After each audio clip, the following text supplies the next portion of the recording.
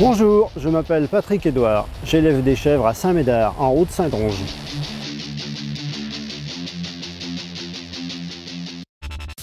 Installé en individuel en 1991 avec un BEP de boucher en poche, Patrick élève près de 300 chèvres et exploite 60 hectares, dont 40 hectares de prairies. Depuis 5 ans, il sème des prairies sous couvert de tournesol. Son objectif, réussir à mieux implanter ces prairies.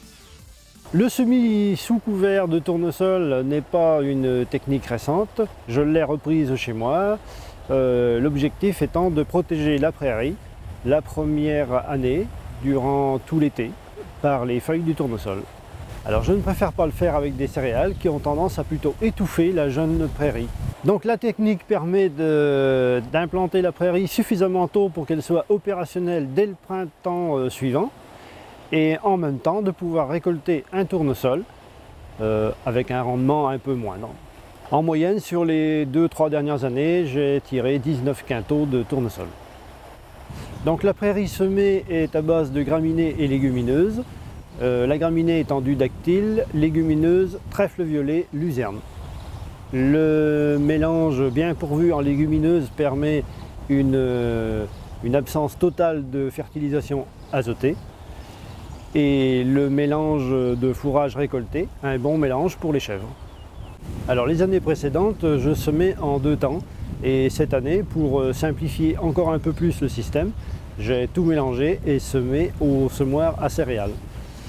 Il semblerait que le tournesol est moins bien levé que les années précédentes. Donc l'année prochaine, on fera évoluer les pratiques pour améliorer la levée du tournesol. Toujours en recherche d'innovation, la Chambre d'agriculture de la Charente-Maritime a investi dans l'achat d'un drone pour perfectionner son conseil agronomique.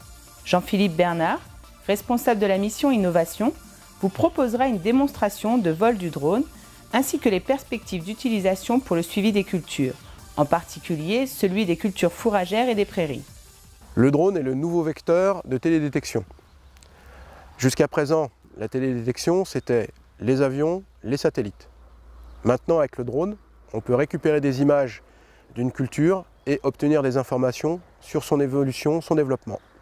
Aujourd'hui, avec son drone, la Chambre d'agriculture de Charente-Maritime peut proposer 2 cas de préconisation de fertilisation azotée, un sur colza et un sur blé tendre. Nous présenterons une démonstration de vol de drone et nous parlerons des perspectives de développement de son utilisation sur culture fourragère et sur prairie. Vous pourrez en apprendre davantage sur tous ces sujets le mardi 8 septembre 2015 chez Patrick Edouard à Saint-Médard à l'occasion des portes ouvertes Innovation. Rendez-vous le mardi 8 septembre à Saint-Médard pour les journées portes ouvertes Innovation.